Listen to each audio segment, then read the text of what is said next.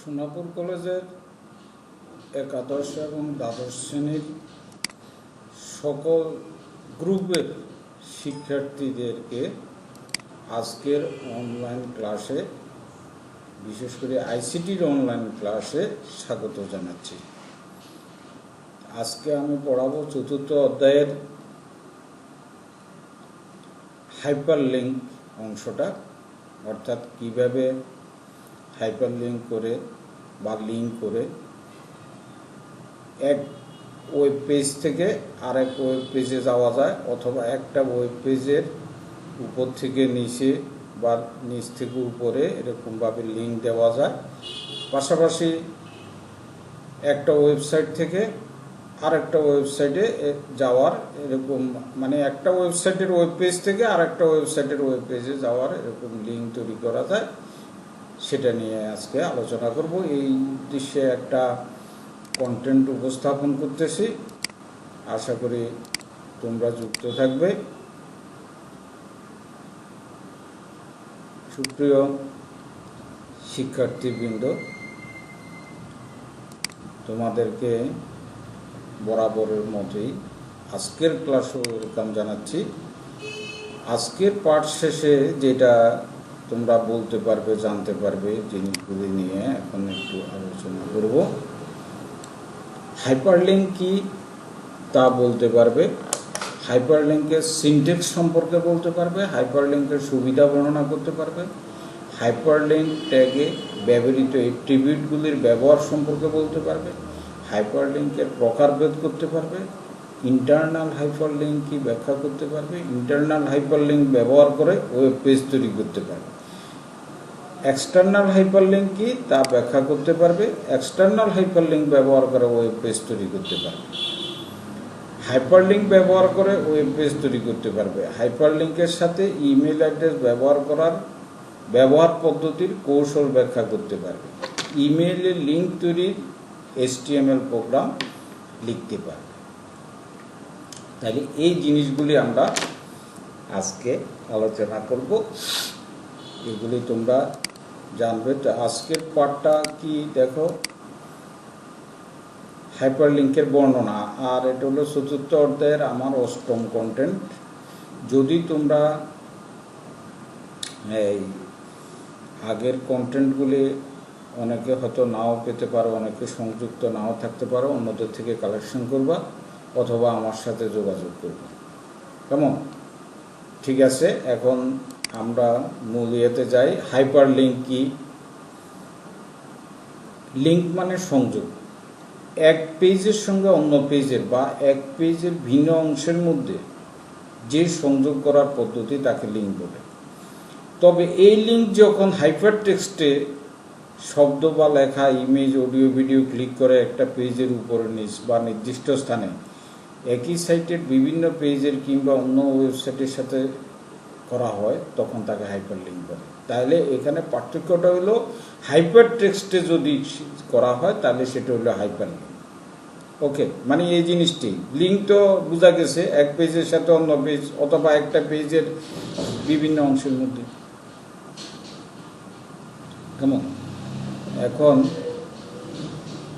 HTML-এ hyperlink করার জন্য আমরা সাধারণত এই ট্যাগ বা অ্যাঙ্কর ট্যাগ ব্যবহার করা হয়, কেমন? এই ট্যাগের ফরম্যাট হচ্ছে, এটা হলো ওপেনিং ট্যাগ আর এটা হলো ক্লোজিং ট্যাগ, বুঝা গেছে? অ্যাঙ্কর ট্যাগের সাথে href অ্যাট্রিবিউট যুক্ত করতে হয়। তাহলে href হাইপারটেক্সট রেফারেন্স, তবে কোনো জায়গায় হয়তো হাইপার রেফারেন্স উল্লেখ করেছে, তবে এখানে যেহেতু হাইপার শব্দটা ঠিক আছে, তা হাইপার টেক্সট রেফারেন্স এটাই যুক্তিযুক্ত বলে মনে হবে। হাইপারলিঙ্কে ক্লিক করলে কোথায় যাবে তা নির্দিষ্ট করার জন্য href অ্যাট্রিবিউট ব্যবহার করা হয়।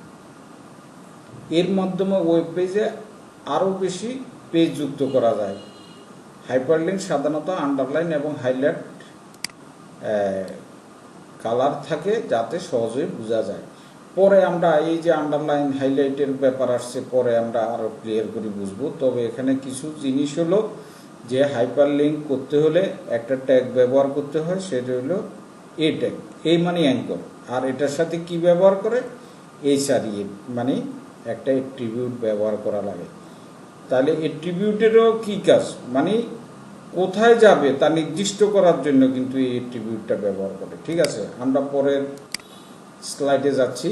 HTML hyperlink syntax.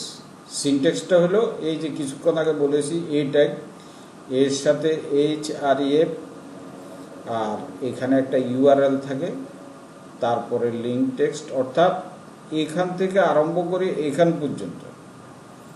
এটা হলো ওপেনিং, আর এটা হলো ক্লোজিং, আর এটা হলো আমরা আগে যেটা বলছি যে এলিমেন্ট, HTML এলিমেন্ট, আর এখানে লিঙ্ক টেক্সট, এখানে যে কোনো লেখা আসতে পারে।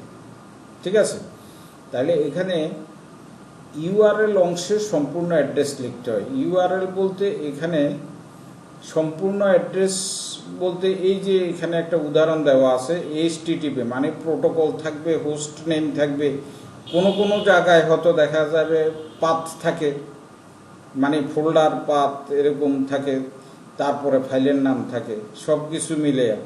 এখানে গুগলের একটা ওয়েবসাইট, এখানে আমি পাথের নাম, তারপর পাথ পয়াকার্থ মানে লোকেশন, কেমন, তারপরে উল্লেখ করি নাই, ফাইলের নাম উল্লেখ করি নাই। তাহলে এইভাবে আমরা একটা উদাহরণ দিয়ে বুঝাইলাম। এইটা অনুসারে এই যে সিনট্যাক্স, এই সিনট্যাক্স এখানে লিঙ্ক টেক্সট মানে কি, গো টু গুগল, এখানে আমি শুধু গুগলও উল্লেখ করতে পারতাম, যেহেতু গুগলের ওয়েবসাইটে যাব তাহলে গো টু গুগল, আবার গো টু বাদ দিয়ে শুধু গুগলও লিখতে পারতাম, কোনো সমস্যা হতো না। ঠিক আছে, এইভাবে সিনট্যাক্সকে নিম্নভাবেও লেখা যায়।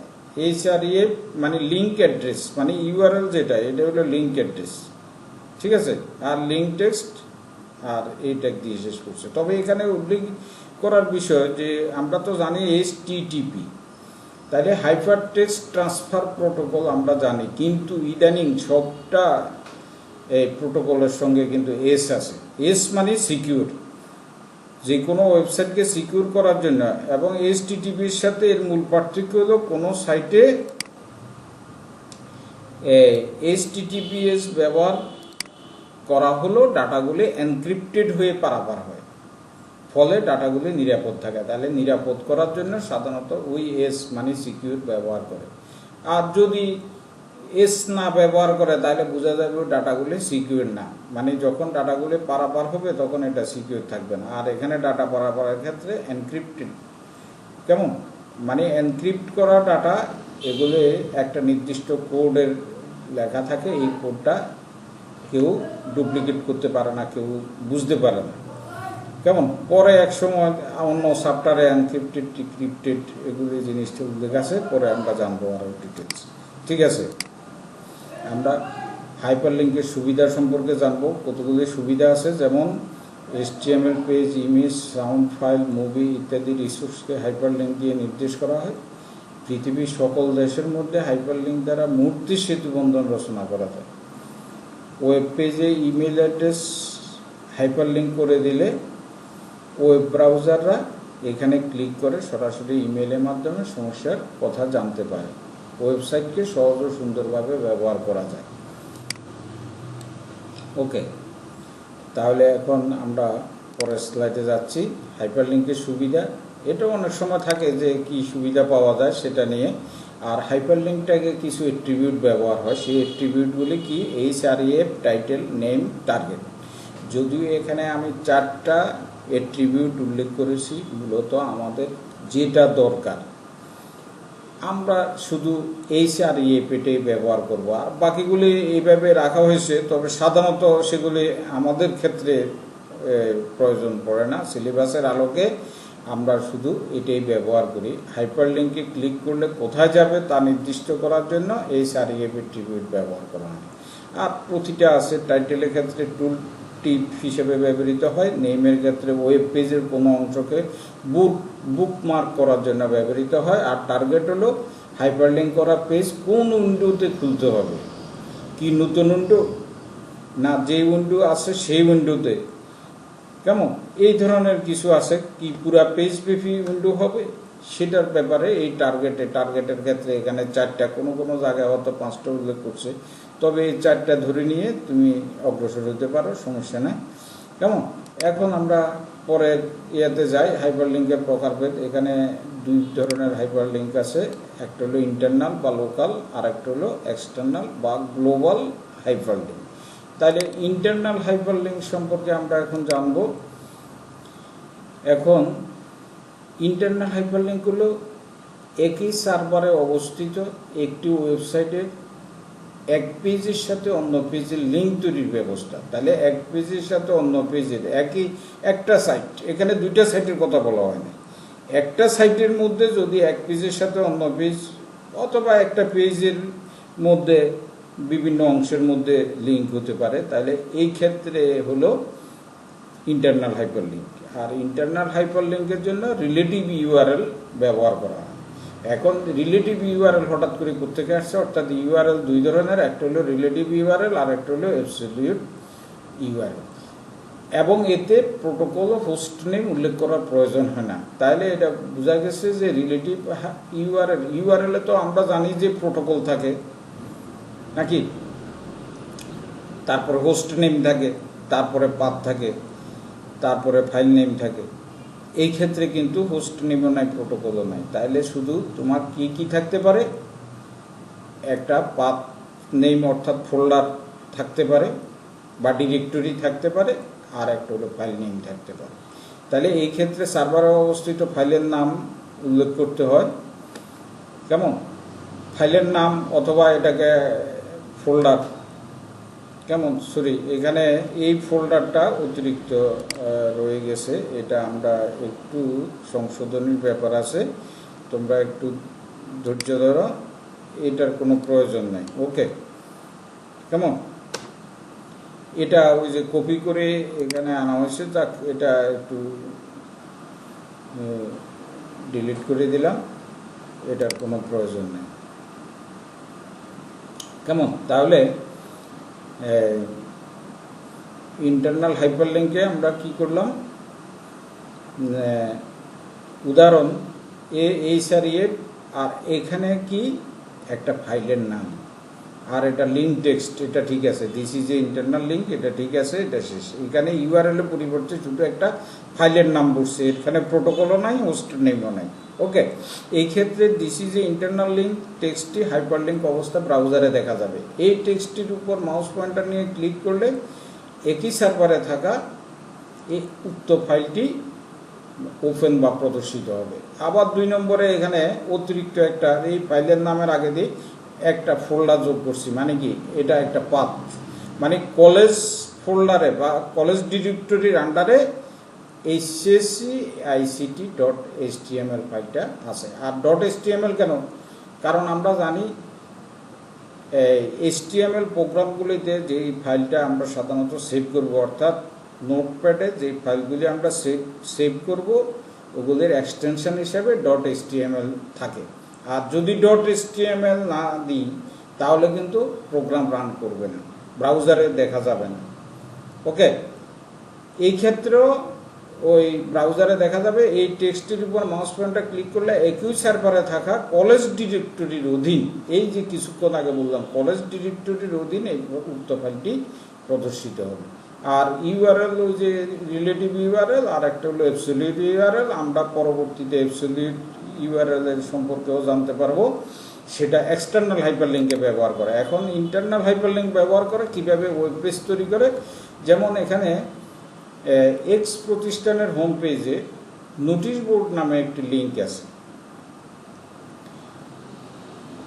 এক্স প্রতিষ্ঠানের হোম পেজে, তাহলে আমরা একটা হোম পেজ অর্থাৎ একটা ওয়েব পেজ তৈরি করব। প্রথমে যে পেজটা থাকে সেটাই তো হোম পেজ, যেটা পূর্বে বর্ণনা করা হয়েছে। তাহলে ওয়েব পেজ তৈরি করার HTML কোড লিখে, কেমন তাইলে ওয়েব পেজ তৈরি করব। সবগুলি আগে ঠিক আছে, আমরা শুধু মাঝখানেরটা বিভিন্ন প্রোগ্রামে শুধু বডির ভিতরের অংশটা দেখব, আর টাইটেলের ভিতরের অংশটা প্রশ্নের অনুযায়ী আমরা ঠিক করে নেব। এখানে হোম পেজ তৈরি করতে বলছে, আমরা টাইটেলে হোম পেজ দিছি, তাইলে এটা টাইটেল বারে দেখা যাবে, ঠিক আছে। এই যে নোটিশ বোর্ড ডট এইচটিএমএল, তাহলে নোটিশ বোর্ড নামে একটা লিঙ্ক, তাহলে নোটিশ বোর্ড ডট এইচটিএমএল এইটা একটা ফাইলের নাম, আর লিঙ্কও দিয়েছি এখানে নোটিশ বোর্ড, তাহলে এটার আউটপুটও এইভাবে দেখা গিয়েছে। কেমন? তাহলে এই ইয়াটা আমরা এই প্রোগ্রামটা আমরা একটু দেখি কেমন। ওকে, আমরা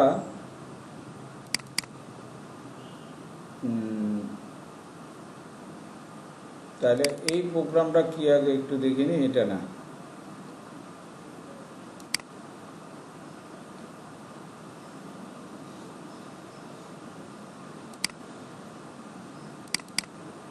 হ্যাঁ এই যে আমি যে প্রোগ্রামটা দিয়েছি একটু লক্ষ্য করো, এই প্রোগ্রামটা আমি যদি নোটপ্যাডে টাইপ করি ঠিক এরকমভাবে আসবে। ওকে,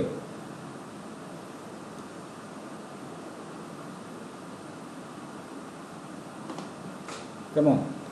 তাহলে এই যে এই প্রোগ্রামটা নোটিশ বোর্ড ডট এইচটিএমএল যেটা আমি ওখানে স্লাইডে দেখাইছি, তাইলে এইভাবে আসছে। আর এটাকে যখন আমরা ব্রাউজারে দেখব, ব্রাউজারে এরকম নোটিশ বোর্ড নামে একটা লিঙ্ক আসবে। কিন্তু যদি এটার একটা ওয়েব পেজ তৈরি করা থাকে, এটাতে এই যে ক্লিক করলে মানে যখন নোটিশ বোর্ডের আমি মাউস পয়েন্টার নেব তখন এই হাতের মতো যদি সৃষ্টি হয় তাহলে বোঝা যাবে এটা এই হাইপারলিঙ্ক হয়েছে, আর না হলে কিন্তু হাইপারলিঙ্ক হয় না, এটা বোঝা যাবে। আর আমি বলছি ওই যে আন্ডারলাইন এবং হাইলাইট করা থাকে, ঠিক এরকমভাবে আন্ডারলাইন এবং হাইলাইট করা থাকবে, তাহলে মানে ওই যে হাইপারলিঙ্ক করার কতগুলি লক্ষণ, একটা হলো আন্ডারলাইন এরকম থাকবে, আবার এরকম হাত সৃষ্টি হবে, এটাতে এই যে এখানে ক্লিক করলে আমি এই ফাইলটা দেখব। এখানে এই একটা ফাইল যেখানে ওই যে নোটিশ বোর্ড একটা নোটিশ দেওয়া আছে, লেটার অফ অ্যাপয়েন্টমেন্ট, যেমন পজিশন, জব লোকেশন, মানে একটা আমি সংক্ষেপে এখানে উল্লেখ করেছি। কেমন? তাহলে এখন আমরা তাহলে বোঝা গেছে এখানে নোটিশ বোর্ড ডট এইচটিএমএল, এখানে আর ইউআরএল এর প্রয়োজন নাই। আমরা আবার মূল ইয়াতে চলে যাচ্ছি, এক্সটার্নাল হাইপারলিঙ্কে যাব এবার। এই যে এক্সটার্নাল হাইপারলিঙ্ক, এখানে মূলত পৃথক সার্ভার থাকবে। এক পৃথক সার্ভারে যেমন এক ওয়েবসাইটে এক সার্ভারে থাকবে, তাইলে একটা ওয়েবসাইটের সাথে একটা ওয়েব পেজের যদি একটি ওয়েবসাইটের একটি ওয়েব পেজের সাথে অন্য একটি ওয়েবসাইটের একটি ওয়েব পেজের মধ্যে লিঙ্ক তৈরির ব্যবস্থাকে এক্সটার্নাল হাইপারলিঙ্ক বলে। কেমন? তাইলে এখানে অ্যাবসলিউট ইউআরএল ব্যবহার করা হয়, এতে প্রোটোকল থাকবে, হোস্ট নেম থাকবে বা আইপি অ্যাড্রেস, পাথ থাকবে, ফাইলের নাম থাকবে, অর্থাৎ সব কিছু থাকবে এখানে। তাহলে এটা হলো অ্যাবসলিউট আর ওটা হলো রিলেটিভ। ওকে, তাহলে উদাহরণ হলো এই যে এখানে HTTP, তারপরে এখান থেকে আরম্ভ করে এই পর্যন্ত এটারে হোস্ট নেম বলে বা আইপি অ্যাড্রেস বলে বা ডোমেইন নেম বলে। কেমন? আমরা এখান থেকে আরম্ভ করে এই পর্যন্ত আমরা বলতে পারি। আর এই যে স্যালারি, এটা হলো আমাদের ডিরেক্টরি বা ফোল্ডার অথবা path. Okay, basic HTML, basic dot HTML এটা হলো ফাইলের নাম, ঠিক আছে। আর this is a external link, এটা হলো কি? এটা হলো লিঙ্ক টেক্সট। পূর্বে আমরা সিনটেক্স দেখেছি সেটা, আর এখানে একটা একটা করে বর্ণনা দেওয়া আছে, যেটা আমি এখন মুখে বলছি সবগুলো এখানে বর্ণনা দেওয়া আছে। এবং this is a external link হলো অ্যাঙ্কর লিঙ্ক, মানে লিঙ্ক টেক্সট, মানে যেখানে ওই যে লিঙ্ক তৈরি করবো এটার উপরে যায় কার্সর যাবে। তাহলে আমরা এরকম একটা পরবর্তীতে এই প্রোগ্রাম দেখব, যেমন আমরা এক্সটার্নাল হাইপারলিঙ্ক ব্যবহার করে ওয়েব পেজ তৈরি, যেমন হাইপারলিঙ্ক ব্যবহার করে ঢাকা শিক্ষা বোর্ড এবং গুগলের ওয়েবসাইট প্রদর্শনের জন্য একটি ওয়েব পেজ তৈরি করে। এখানে কিন্তু এক্সটার্নাল হাইপারলিঙ্ক ব্যবহার করে এটা বলে নাই, কিন্তু হাইপারলিঙ্ক ব্যবহার করে বলছে, তখনই বুঝবে যেমন ঢাকা শিক্ষা বোর্ড এবং গুগলের ওয়েবসাইট, তাইলে এগুলি তো নির্দিষ্ট বিভিন্ন ওয়েবসাইট, এগুলি যখন থাকবে তখনই আমরা বুঝবো যে এগুলি এক্সটার্নাল হাইপারলিঙ্ক ব্যবহার করবে। কেমন? যেমন গুগল, ফেসবুক, টুইটার, কেমন এই ধরনের, যেমন কুমিল্লা শিক্ষা বোর্ড, সরকারি যে কোনো প্রতিষ্ঠান, কেমন এগুলি থাকলে আমরা বুঝবো যে এগুলি ওয়েবসাইটের নাম এবং এগুলি এক্সটার্নাল হাইপারলিঙ্ক ব্যবহার করা হবে, যেটা এই যে ওয়েব পেজ তৈরি করতে বলছে আমরা এখানে টাইটেলে ওয়েব পেজ লিখেছি। আর এখানে এই যে এখান থেকে আরম্ভ করে ঢাকা এডুকেশন বোর্ড .gov.bd এটা হলো হোস্ট নেম, আর এটা হলো লিঙ্ক টেক্সট। ওকে, আর এটা আবার এখানে বিআর ব্যবহার করেছি দুটা লাইনে আনার জন্য, এখানে লাইন ব্রেকের জন্য একটা বিআর ব্যবহার করা হয়েছে, আর এখানে google.com ব্যবহার করেছে। এখানে এই ওয়েবসাইটটাও সিকিউর, এই ওয়েবসাইটটাও সিকিউর, HTTPS। আর বর্তমানে সবগুলি ওয়েবসাইটে সিকিউর, সবগুলি এস আছে, প্রায় সবগুলি, দুই একটা হয়তো সিকিউর নাও থাকতে পারে। সিকিউর হইলে বুঝবা যে HTTPS। ওকে, আমরা এই প্রোগ্রামটা আউটপুট হিসেবে কিভাবে পাবো? এই যে এখানে আউটপুট দেওয়া আছে Dhaka board go to Google, তাইলে এইভাবে ওই যে ঢাকা বোর্ডের নিচে একটা আন্ডারলাইন থাকবে, গো টু গুগলের নিচে আন্ডারলাইন থাকবে, আর এই প্রোগ্রামটারে আমরা এখন দেখব। ওকে, আসো কোথায় যাব? আগে প্রোগ্রামটা আমরা দেখি নোটপ্যাডে। এই যে নোটপ্যাডে প্রোগ্রামটা, যে প্রোগ্রামটা ওইখানে দেখে আসছি, এই প্রোগ্রামটাই কিন্তু এখানে। কেমন? এখন আমরা এটাকে রান করি। এটাই কিন্তু বোঝার একটা বিষয়। এই যে আমরা Dhaka board go to Google, তোমরা লক্ষ্য করছো কি না, এইভাবে আমরা পাবো। এখন যদি ঢাকা বোর্ডে আমরা ক্লিক করি তাহলে কিন্তু সরাসরি ঢাকা এডুকেশন বোর্ডের ওয়েবসাইটে আমরা চলে যাব। লক্ষ্য করো, এই যে ঢাকা এডুকেশন বোর্ডে ওই যে লিঙ্ক থাকে এই কারণে। তো ঠিক আছে, আমরা ঢাকা এডুকেশন বোর্ডে গেলাম। এখন গো টু গুগল, তাহলে গুগলের ওয়েবসাইটে আমরা যাব। এই যে গো টু গুগল দেওয়ার সাথে সাথে এই কারণে ওইখানে লিঙ্ক, আর এরকম লিঙ্ক দেওয়া থাকলে সুবিধা হলো একাধিক ওয়েব পেজ যুক্ত করা যায়। কেমন? তাহলে এই জিনিসগুলি আমরা দেখলাম, এই যে লিঙ্ক তৈরি করছে। কেমন? তাহলে আমরা এখন পরের ইয়েতে যাচ্ছি।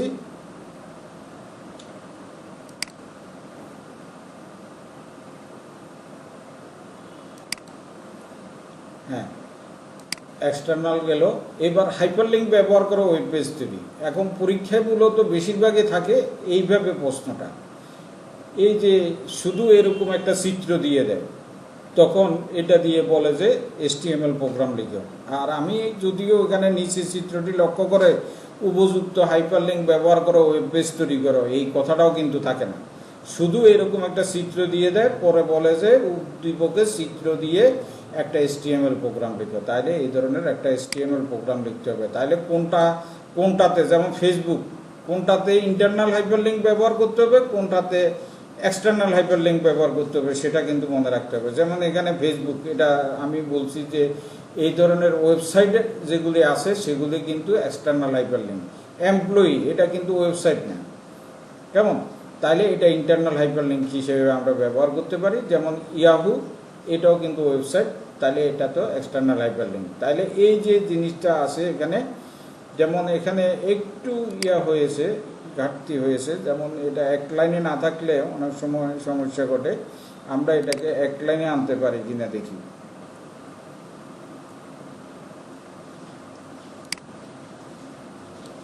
হ্যাঁ, ওকে, এক লাইনে কিন্তু চলে আসছে। তাহলে বোঝা গেছে, এটাকে একটু সেভ করতে হবে। এখন আমরা এক লাইনে দেখব। এই যে, তাইলে এটা হলো ফেসবুক, এটা employee.html, এটা ইন্টারনাল হাইপারলিঙ্ক, আর এটা এক্সটার্নাল হাইপারলিঙ্ক, এটা প্রোটোকল সহ আছে। কেমন? তাহলে আর এই লেখাটা মনে হচ্ছে কি ফেসবুক, এমপ্লয়ি, ইয়াহু, এটা চেহারা দেখি পরীক্ষাতে কিন্তু কোনো কিছু বুঝাবে না, মানে এইভাবে দিয়ে দিবে। তাহলে বোঝা যাবে যে এটা সেন্টারে আছে। যেমন এমপ্লয়ি, ফেসবুক, ইয়াহু লেখাগুলি কিন্তু একদম সেন্টারে আছে। তাইলে এইখানে একটা অতিরিক্ত এই যে সেন্টার কমান্ড ব্যবহার করা হয়েছে, আবার ক্লোজিংয়ে সেন্টার একটা ট্যাগ, সেন্টার ট্যাগ কমান্ড না, সেন্টার ট্যাগ ব্যবহার করা হয়েছে এইভাবে। কেমন? এটা মনে রাখতে হবে পরীক্ষায় কিন্তু কিভাবে আসবে, এটা এই ধরনের প্রশ্ন থাকবে। এটা চেহারা দেখি বুঝতে হবে যে কোন জায়গায়, লেফটে, রাইটে, না সেন্টারে, না কিভাবে আছে, কোন জায়গায় আন্ডারলাইন ব্যবহার করতে হবে, কোন জায়গায় বোল্ড ব্যবহার করতে হবে, কোন জায়গায় ইন্টারনাল হাইপারলিঙ্ক, কোন জায়গায় এক্সটার্নাল হাইপারলিঙ্ক, এই জিনিসগুলি বুঝতে হবে। তাহলে আউটপুটও আমরা এইভাবেই পাবো। এখন এই প্রোগ্রামটা আমরা একটু দেখি। এই প্রোগ্রামটা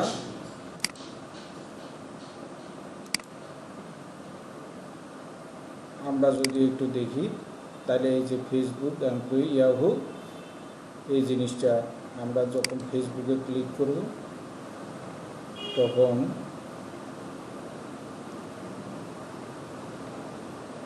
একটু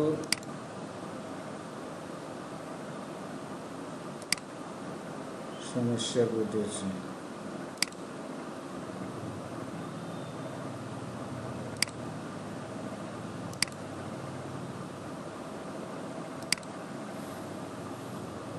আমি যদি এমপ্লয়ি ক্লিক করে এই যে এমপ্লয়ির নামে একটা ফাইল আছে, তারপরে ইয়াহুতে যদি ক্লিক করে তাহলে আমরা ইয়াহুতে চলে যেতে পারবো এইভাবে। কেমন? আর ফেসবুকে ক্লিক করলে এখানে ওই যে ফেসবুকের একটা সমস্যা আছে, এই সেই সমস্যার কারণে মনে হচ্ছে না, আমি একটু দেখি।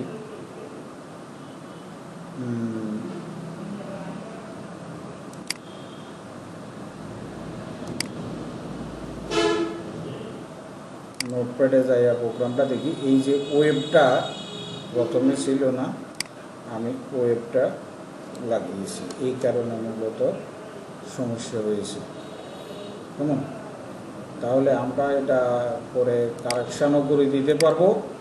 তোমরা একটু লক্ষ্য করো, যেমন এখন দেখো আমি যদি এটাকে ওপেন করি তাহলে কিন্তু এবার কিন্তু ফেসবুকে আমরা যেতে পারবো। ওই যে পরবর্তীতে আমি ওয়েবটা লাগিয়েছি, কারণ ফেসবুকে এই যে কেন লাগিয়েছি, এই যে web.facebook.com, কিন্তু যখন ওয়েব দিই তখন দেখা যায় যে রান হয় না। এইখানে ওয়েব থাকার কারণে মূলত এই যে একটু লক্ষ্য করো তোমরা, আমি কেন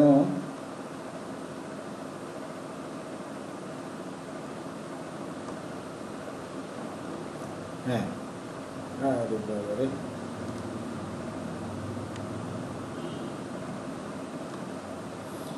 এখানে ওয়েব থাকার কারণে মূলত এই কাজটা ঘটেছে। এখন আমরা এখানেও কারেকশন করতে হবে, এই ওয়েবটা বাদ দিয়ে দিতে হবে। এই ওয়েবটা থাকলে এখানে রান হবে না। কেমন? তাহলে ওয়েবটা facebook.com এতটুকু দিলে এখানে মূলত চলবে। তাহলে আমরা কি করব, এখন দেখি, আমরা আবার একটু দেখি। এই যে ফেসবুক, এটাতে ক্লিক করলে আমরা ফেসবুকে চলে যাব।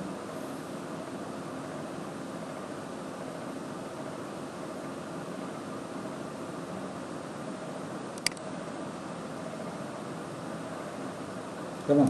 তাহলে এটা গেল। এখন আমরা আবার মূল ইয়াতে যাই। হাইপারলিঙ্ক ব্যবহার করে ওয়েব পেজ তৈরি, এখানে 3টি ওয়েব পেজ তৈরি করে তাদের মধ্যে লিঙ্ক তৈরি করে দেখা হয়। এখানে কিন্তু এই যে 3টা ওয়েব পেজ আছে, একটা এমপ্লয়ি, একটা নোটিশ বোর্ড, একটা বায়োডাটা। তাহলে এগুলি 3টা ওয়েব পেজের রেজাল্ট এইভাবে আসছে যে welcome to web page designer, তারপরে বিআরও ব্যবহার করা হয়েছে, একটা এমটি ট্যাগ ব্যবহার করা হয়েছে, আর এখানে এমপ্লয়ি নোটিশ বোর্ড। আর এগুলি যেহেতু কোনো সেন্টার ব্যবহার করা হয় নাই, এগুলি ডিফল্টে লেফট অ্যালাইনমেন্ট আসে, এমপ্লয়ি নোটিশ বোর্ড বায়োডাটা এইভাবে আসে।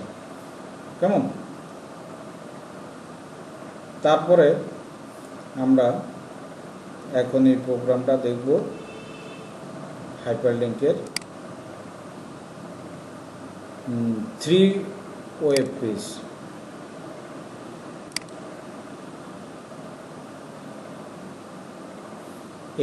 এখন এমপ্লয়ি ক্লিক করলে আমরা এটা পাবো, আবার যখন নোটিশ বোর্ড ক্লিক করব এটা পাবো, আমরা যখন বায়োডাটা ক্লিক করব এটা পাবো। তাহলে প্রত্যেকটা 3টা ওয়েব পেজ আছে, এই 3টা ওয়েব পেজের মধ্যে একটা লিঙ্ক তৈরি করার জন্য আমরা মূলত এই কাজটা করেছি। ওকে, তাহলে বোঝা গেছে।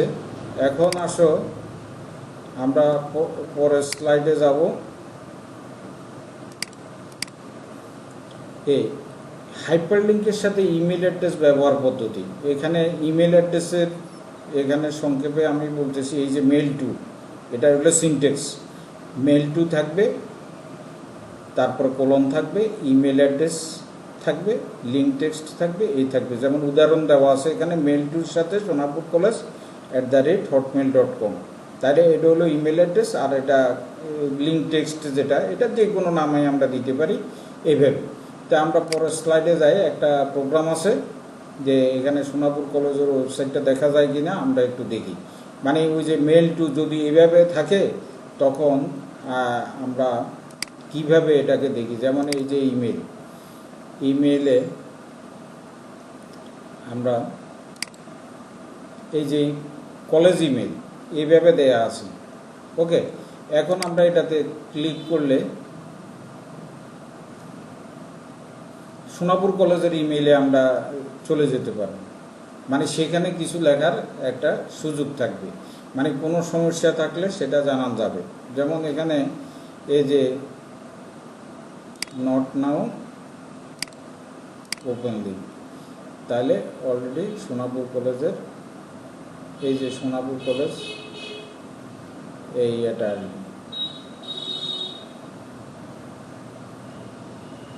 এই যে সোনাপুর কলেজ @hotmail.com। কেমন? এখন আমরা বুঝতে পারলাম। কিন্তু যদি আমরা এইভাবে দিই তখন কি হয়? প্রোগ্রামটা যদি এইভাবে থাকে, প্রোগ্রামটা আমি যদি সোনাপুর কলেজ এইভাবে না দিই, হটমেইল না দিই, জিমেল দিই, যেমন এখানে একটা জিমেলের অ্যাড্রেস আছে, তাহলে কি হয় আমরা একটু দেখি তখন কিভাবে আসে।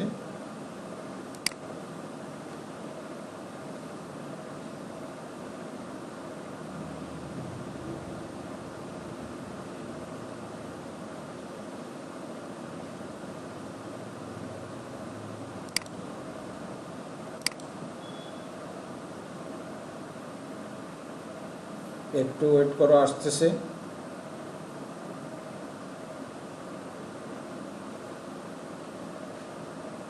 অথবা কোনো সমস্যা হতে পারে, আমি আবার দিই। হ্যাঁ, এই যে চলে আসছে। এখন আমরা এই যে গোবিন্দ পাল 65 এইভাবে আসবে। পরবর্তীতে আমরা এখানে জিমেলের এই যে জিমেলের এটা দেখব। ঠিক আছে, এখন আমরা একটা বাড়ির কাজ আছে, এই বাড়ির কাজটা দেখব। একটা উদ্দীপক দেওয়া আছে, হাইপারলিঙ্ক কি, ওয়েব পেজ সমূহ লিঙ্ক করার ট্যাগটি একটি কন্টেইনার ট্যাগ। তাহলে ওয়েব পেজ সমূহ লিঙ্ক করার ট্যাগ কি? এই ট্যাগ, এটা একটা কন্টেইনার ট্যাগ, ব্যাখ্যা করতে হবে।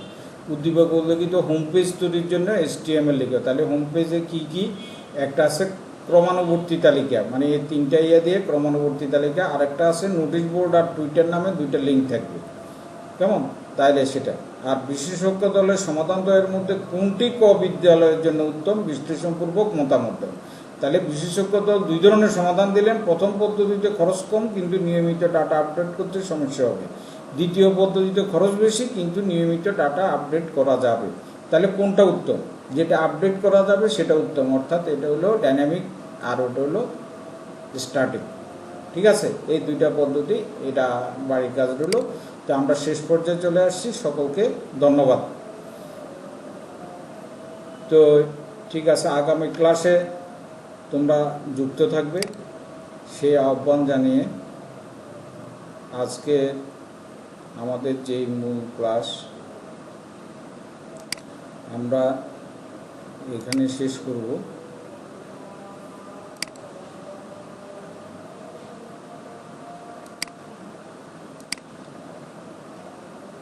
কেমন? তাহলে সবাইকে আবারও ধন্যবাদ জানিয়ে আজকের ক্লাসটা এখানে শেষ করলাম।